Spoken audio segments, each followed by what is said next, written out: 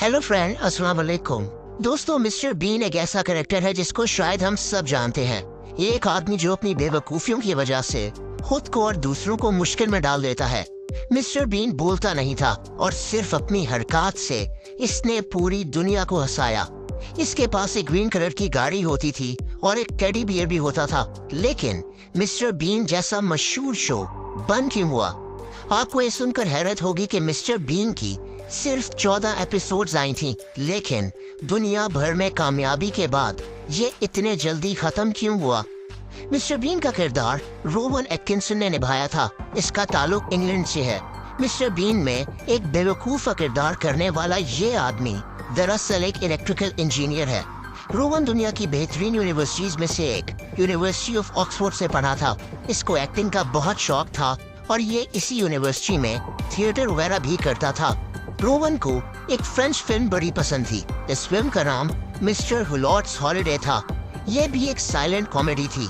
इसी मूवी को देखकर रोवन को ख्याल आया कि ये भी एक साइलेंट कॉमेडियन का कैरेक्टर करेगा और बस यहीं से इसको मिस्टर बीन जैसे कैरेक्टर का ख्याल आ गया। ये शीशे के सामने खड़ा होकर अपने चेहरे और बॉडी से अजीब हरकत करता था। ये इस कैरेक्टर को कई जगह परफॉर्म भी किया करता था और लोग इसको देखकर काफी हंसते थे। रोवन ने कई जगह इस कैरेक्टर को परफॉर्म किया और यहीं से कुछ ब्रिटिश प्रोड्यूसर्स की नजरों में आ गया। अब मिस्टर बीन का नाम कैसे पड़ा? रोवन और इस शो के प्रोड्यूसर्स चाहते थे कि इस कैरेक्टर का नाम किसी सब्जी के नाम पर रखा जाए ताकि लोग और हंसें।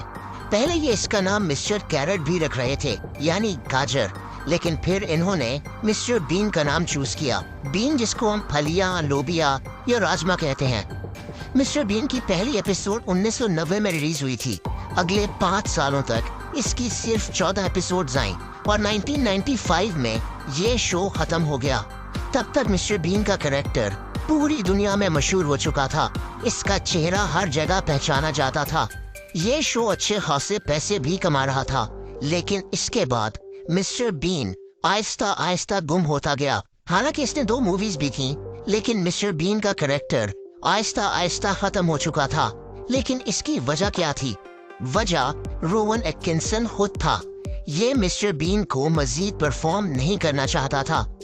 कई सालों तक रोवन ने इस मुतालिक कोई बात नहीं की, लेकिन फिर इसने ये बात एक्सप्लेन की।